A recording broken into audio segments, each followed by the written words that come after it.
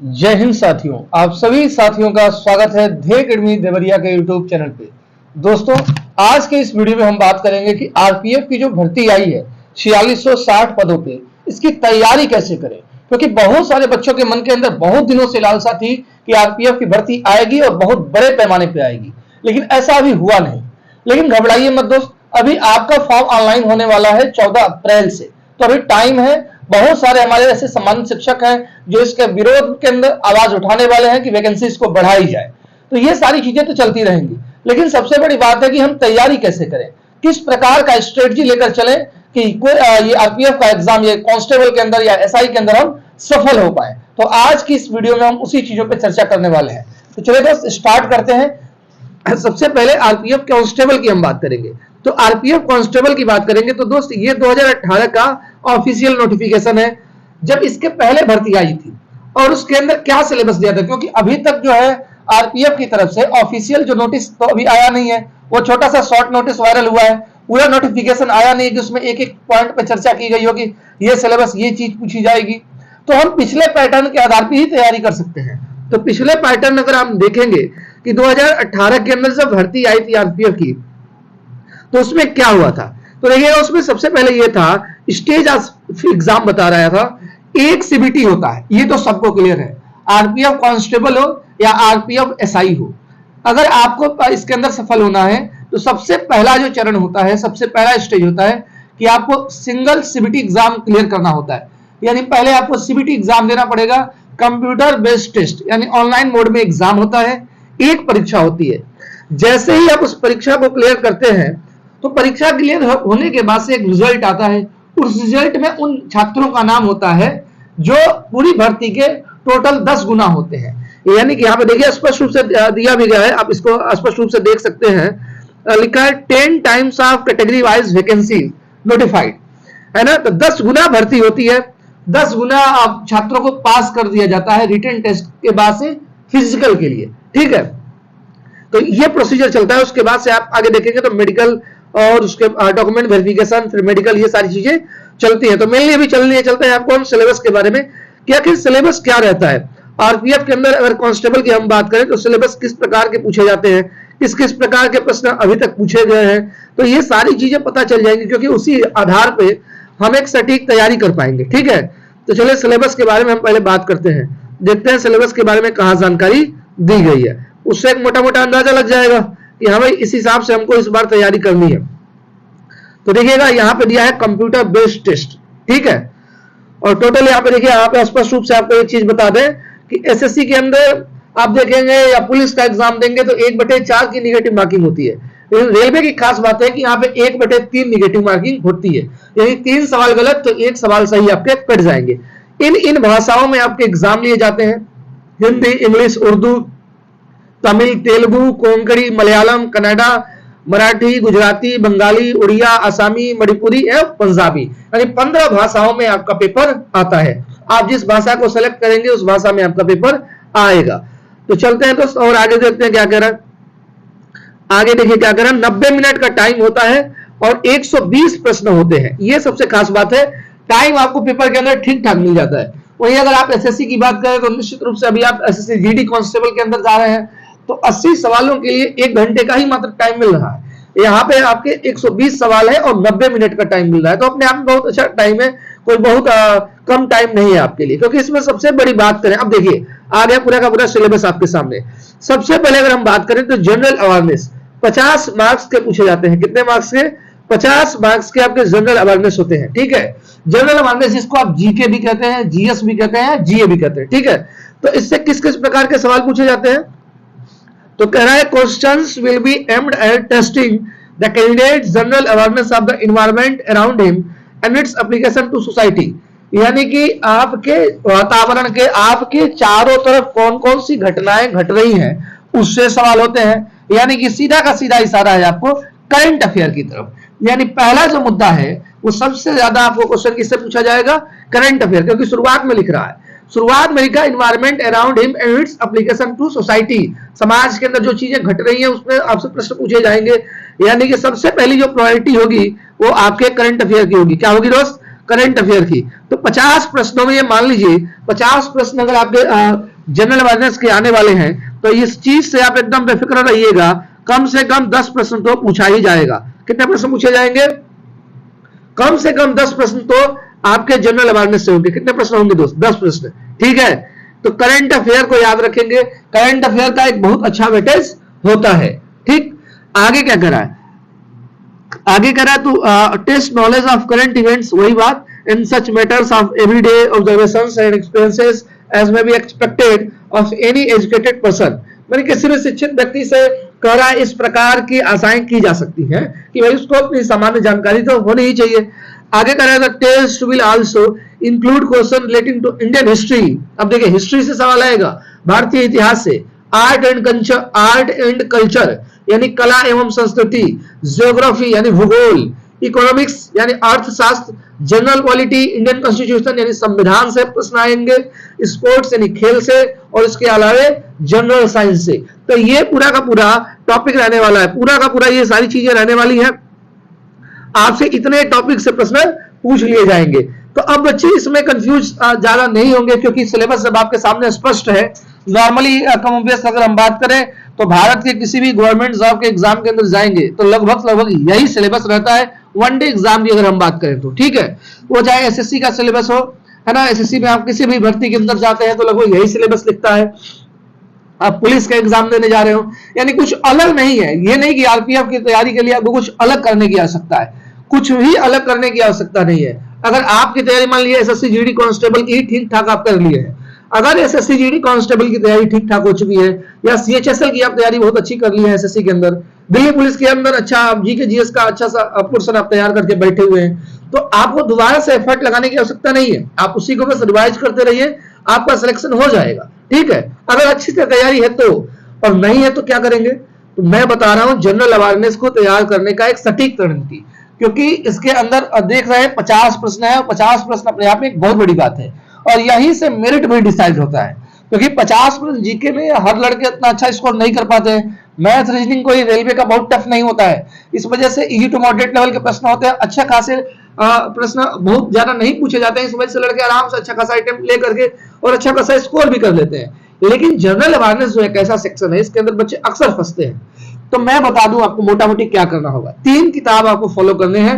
आपको general awareness में अगर 50 में अपना स्कोर 45 प्लस रखना है तो पहली चीज, सबसे बेसिक किताब है लुसेंट। लुसेंट का जीके आप सभी को हर हाल में पढ़ना है।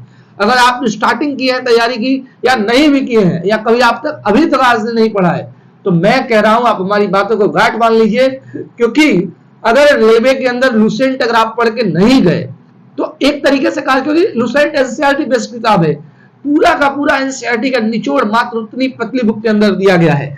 आप प्रीवियस ईयर पेपर्स उठा के देख लीजिएगा कि कितने सारे प्रश्न लुसेंट और सब्जेक्टिव से पूछे गए। सब्जेक्टिव में कह रहा हूं, ऑब्जेक्टिव नहीं, एक बहुविकल्पी भी आता है और एक सब्जेक्टिव भी आता है। ठीक है, तो पतली वाली किताब जो आती है उसको आपको पढ़ना है। ठीक, पहली किताब आपको फॉलो करनी है जीके जीएस के लिए, वो है आपका लुसेंट।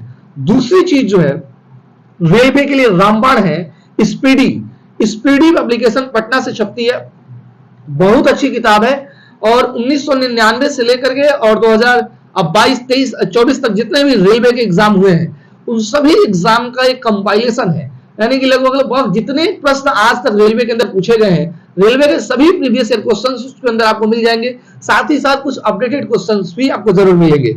इसलिए मेरा मानना यह है कि आप स्पीडी को भी पढ़ेंगे। तो पहला लुसेंट, दूसरा स्पीडी, और तीसरी चीज स्पीडी जीके जीएस का लेंगे। ठीक है ना, speedy GK GS, Lucent GK का, लुसेंट का जीके, फिर स्पीडी का जीके जीएस। ठीक है, और तीसरी किताब आपकी हो जाएगी स्पीडी का ही करंट अफेयर। स्पीडी का करंट अफेयर आता है वार्षिकांक, एनुअली आता है हर साल का। ठीक है, तो हर साल का जो करंट अफेयर की बुक आती है उसको जरूर आप फॉलो करेंगे।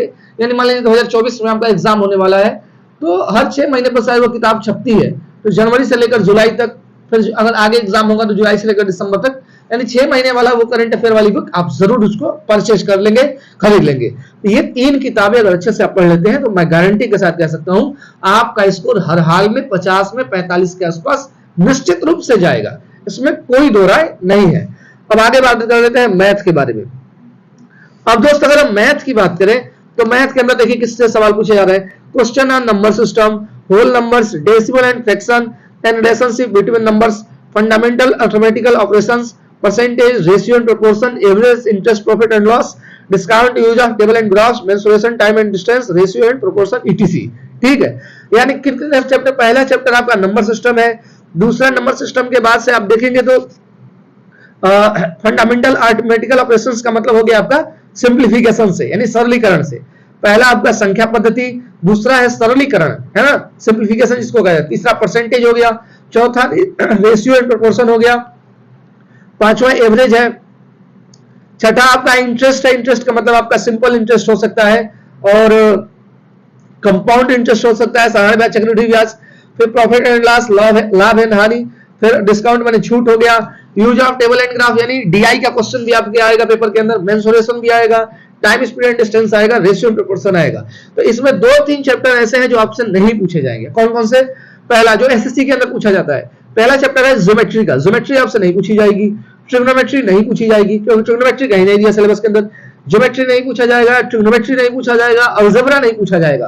तो 3 चैप्टर आपके जो है अर्थमेटिक में ये पूरे के पूरे आप देखें सिलेबस के अंदर आपकी कांस्टेबल की हम बात कर रहे हैं तो ये 3 चैप्टर आपको नहीं पूछे जाएंगे, जिससे बच्चे अक्सर डरते भी हैं कि यार ज्योमेट्री का प्रश्न आएगा तो बहुत कठिन होगा, हम नहीं कर पाएंगे। ठीक है, तो ज्योमेट्री आपसे नहीं पूछी जाएगी, ट्रिग्नोमेट्री और इसके अलावा अलजेब्रा, तो ये सारे चैप्टर आपसे नहीं पूछे जाएंगे, बाकी सभी के सभी चैप्टर। इसलिए ये माना जाता है कि भाई रेलवे का मैथ जो है वो आसान है। अब इसके लिए क्या पढ़ा जाए? रेलवे के अगर मैथ की अगर हम बात करें तो मैथ को अगर आपको अच्छा स्कोर करना है, 35/35 स्कोर करना चाहते हैं, वो हो सकता है, कोई बहुत बड़ी बात नहीं है। अगर आप 35/35 करना चाहते हैं तो आपको एक काम करना पड़ेगा, फिर आपको सबसे पहली जो बुक फॉलो करनी है तो रेलवे की घटना चक्र की बुक आती है। फिर वही चीज उसमें भी 1999 से लेकर के और 2023-24 तक जितने भी पेपर्स हुए हैं सभी के सभी प्रश्न उसके अंदर दिए हुए हैं। तो आपको सबसे पहले अगर हम बात करें, अगर आपका बेसिक कॉन्सेप्ट तैयार है, अगर क्योंकि सबसे पहले जरूरत होती है, क्योंकि अब मान लीजिए डायरेक्टली आप तैयारी स्टार्ट किए, आपको कुछ बेसिक्स पता नहीं है तो डायरेक्टली किताबों से आप नहीं पढ़ सकते हैं, क्योंकि मैथ है, ये जीके है तो जीके वगैरह आप रट सकते हैं, लेकिन मैथ तो कहीं ना कहीं से सीखना पड़ेगा। तो सबसे पहली बात होगी कि आपको एक अच्छे एजुकेटर से, एक अच्छे टीचर से आपको कहीं ना कहीं मैथ अपना बेसिक क्लियर करना पड़ेगा। वो चीजें जब क्लियर हो जाएंगी तब जाकर के आप रेलवे घटना चक्र बुक को फॉलो कर लीजिएगा। रेलवे घटना चक्र बुक मैथ की आती है, 1999 से लेकर 2023 तक के जितने भी प्रश्न हैं वो सभी के सभी उस किताब में मिल जाएंगे, तो उसका अच्छे से प्रैक्टिस कर लेंगे, निश्चित रूप से आपका स्कोर 35/35 हो जाएगा। लेकिन फिर वही बात कि आपका बेसिक बहुत अच्छा सा क्लियर होना चाहिए, तभी जाकर के उन सवालों को आप हल कर पाएंगे। और उसमें अगर आपको कहीं कमी है कि नहीं सर मेरा मैथ कमजोर है, तो मैथ अगर आपका कमजोर है तो मैं आपको विकल्प देता हूं। पहला कि आप सबसे पहले आप इस YouTube चैनल को सब्सक्राइब करके रखिएगा। मैं गारंटी के साथ कह सकता हूं कि पूरा का पूरा सिलेबस इस चैनल पे कराऊंगा और एकदम 0 से हीरो लेवल तक, 0 टू हीरो लेवल। आपको मैथ चाहे कुछ भी नहीं आता हो, मैं ये नहीं कराऊंगा क्या जानकारी है, नहीं है, कुछ भी नहीं आता हो, फिर भी मेरा दावा है कि अगर आप इस चैनल से जुड़े रहे तो आपके आरपीएफ एग्जाम तक आपका स्कोर 35/35 100% होगा। तो पहला काम ये कर लीजिएगा, अगर आपको एजुकेटर्स के मन के अंदर शंका संदेह कोई वो चीजें हैं तो ठीक है।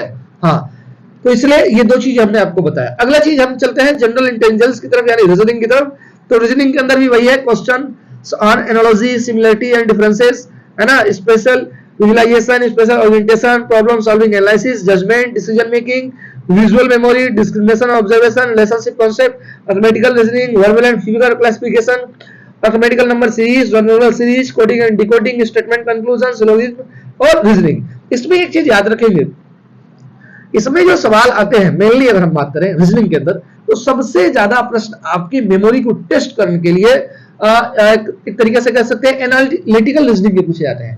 एनालिटिकल रीजनिंग का मतलब उसमें आपका जैसे स्टेटमेंट यहाँ पे दे रहा है कि कंक्लूजन आएगा, ठीक है ना, स्टेटमेंट कंक्लूजन हो गया, फिर आगे दे दिया आपका प्रॉब्लम सॉल्विंग एनालिसिस दे दिया, जजमेंट दे दिया, डिसीजन मेकिंग दे दिया, विजुअल मेमोरी, यानी कुछ ऐसे प्रश्न होंगे जो आपके माइंड को केवल चेक करेंगे और वहां पे कोई ट्रिक नहीं काम करती है, ठीक है। तो वो एनालिटिकल रीजनिंग बहुत टफ नहीं होता है, अगर आपका दिमाग थोड़ा सा काम करता है तो निश्चित रूप से आप इसको कर पाएंगे। तो 50% के आसपास मैं कह सकता हूं, 40 to 50%, अगर 35 प्रश्न है तो 35 प्रश्नों में कम से कम 10, 12 या मैक्सिमम 15 प्रश्नों तक आपको उसी तरीके के सवाल मिलेंगे जिसमें आपको माइंड का टेस्ट किया जाएगा यानी कि डिसीजन मेकिंग टाइप के सवाल होंगे, किस सिचुएशन में आप क्या कर सकते हैं, है ना। तो इन सारी चीजों से सवाल बनते हैं। बाकी जो रीजनिंग का आप देखेंगे 20 प्रश्न लगभग जो हुआ, या 22-23 प्रश्न जो बचा, वो सब सामान्यतः जो चैप्टर्स हर परीक्षाओं के अंदर पूछे जाते हैं। एनालॉजी हो गया, एनालॉजी के बाद से आप देखेंगे तो आगे दे दिया अर्थमेटिकल रीजनिंग दे दिया, गणितीय संक्रिया की प्लस को माइनस, माइनस को प्लस, ऐसे के वाला। फिर वर्बल एंड फिगर क्लासिफिकेशन, ये जो आप फिगर देखते होंगे, कई फिगर्स दे करके उसमें भिन्न छांटने के लिए देता है। फिर आपका अर्थमेटिकल नंबर सीरीज देता है, जैसे 5, 10, 15, 20 आगे। फिर नॉन वर्बल सीरीज के प्रश्न आते हैं कि अगली आकृति क्या होगी। कोडिंग डिकोडिंग वाले सवाल, जिसमें किसी क्या नाम है लेटर्स को कोड करता है, किसी वर्ड को कोड करके दूसरे वर्ड में चेंज करता है, फिर नए वर्ड का कोड आपसे पूछ लिया जाता है। ठीक है, तो ये सब प्रश्न आपसे पूछे जाएंगे। और इसके लिए भी मैं पुनः कहूंगा, आपको सबसे पहले बेसिक क्लियर करना जरूरी है। किसी भी अच्छे एजुकेटर से आप रीजनिंग पहले पढ़ें, और आपको अगर कहीं विकल्प नहीं दिखाई दे तो मैं आपसे कह रहा हूं, मैं दावा कह रहा हूं, इस बात का दावा कर रहा हूं, इसलिए आपको इस चैनल को जरूर सब्सक्राइब करना होगा। आपकी मैथ की समस्या, रीजनिंग की समस्या, जीके की समस्या, जो भी समस्या है, ईच एंड एवरी पोर्शन बहुत जीरो से एकदम पूरे तरीके से निचोड़ के क्लियर कर देंगे, और किसी भी सेक्शन पे आपको हम कमजोर नहीं होने देंगे। तो मैथ और रीजनिंग का जो कॉन्सेप्ट है, या फिर जीके जीएस के ही कॉन्सेप्ट की मैं बात करूं, तो वो सारी चीजें हम पूरा का पूरा क्लियर करके आपको दे देंगे। बाकी प्रैक्टिस के लिए हमने किताब बताया, आप उस किताब को फॉलो करिएगा, आप अपने मंजिल तक पहुंच जाएंगे। तो रीजनिंग के लिए फिर वही रेलवे घटना चक्र की किताब खरीद लेंगे, सामान्य रीजनिंग की जो किताब आती है 1999 से लेकर अभी तक के प्रश्न है, प्रैक्टिस कर लेना। ठीक है, तो ये सारी की सारी चीजें थी। बाकी फिजिकल के लिए हमने बता ही दिया। अब फिजिकल के लिए और थोड़ा सा जानकारी आप ले लीजिए। 5 मिनट 45 सेकंड के अंदर 1600 मीटर आपको दौड़ना होता है। अगर आप लड़के हैं, मेल है, तो 14 फीट का आपका लॉन्ग जंप होता है, 4 फीट हाई जंप होता है। फिजिकल पे कोई नंबर नहीं है दोस्तों, केवल क्वालिफाइंग नेचर का होता है। फीमेल यानी लड़कियों की बात करें तो 3 मिनट 40 सेकंड में 800 मीटर की दौड़ होती है, 9 फीट लॉन्ग जंप है, 3 फीट हाई जंप होता है। ठीक, तो ये सारी की सारी चीजें हैं। इसमें यह भी कहा है the candidates will be given up to 2 chances, 2 chance आपको मिलता है लॉन्ग जंप और हाई जंप में। अगर नहीं क्लियर हो पाया तो 2 चांस आपको दिए जाते हैं। ठीक, अब आगे चल करके आपका जो डॉक्यूमेंट वेरिफिकेशन होता है, फिर फाइनल मेरिट लग जाती है। ठीक है, इसमें आपको बहुत सारी चीजें और भी दी गई है जो छूट उठ के बारे में किया गया है। तो ये सारी की सारी चीजें थी दोस्त। आज के इस वीडियो में हमने आपका पूरा का पूरा सिलेबस कवर कर दिया। इसके बाद से फिजिकल स्टैंडर्ड क्या था ये सब बता दिया, कौन सी बुक पढ़नी चाहिए ये चीजें बता दी। अब आगे आने वाली किसी अन्य वीडियो में हम आपको यह भी बता देंगे कि आरपीएफ के अंदर जोन वाइज कट ऑफ बनता है, किस प्रकार का कट ऑफ बनता है। कट ऑफ के बारे में ज्यादा टेंशन नहीं रखना है दोस्त, ठीक है ना। कट ऑफ के बारे में बिल्कुल टेंशन नहीं लेना है, आपकी तैयारी आपका कट ऑफ तय करेगी। इसलिए अभी से आप जुड़ जाइए, लगभग 6 महीना बाद ही आपका एग्जाम होने वाला है, क्योंकि अभी तो अप्रैल के अंदर फॉर्म आएंगे, मई तक आपका ऑनलाइन आवेदन लिया जाएगा। तो पॉसिबिलिटी है कि भाई अक्टूबर के आसपास आपके एग्जाम हो, तो अभी टाइम आपके पास भरपूर है। अभी से अगर लग गए तो निश्चित रूप से आपका जो रेलवे में आरपीएफ बनने का सपना, आरपीएफ कांस्टेबल बनने का सपना है, वो निश्चित रूप से पूरा हो पाएगा। तो चलिए दोस्त, ये सारी इंफॉर्मेशन अगर आपको पसंद आई होंगी तो आप निश्चित रूप से इस चैनल को जरूर सब्सक्राइब करेंगे, और साथ ही साथ अपने दोस्तों के बीच शेयर करेंगे। और फिर मिलते हैं आपसे नेक्स्ट वीडियो में, तब तक के लिए बाय बाय।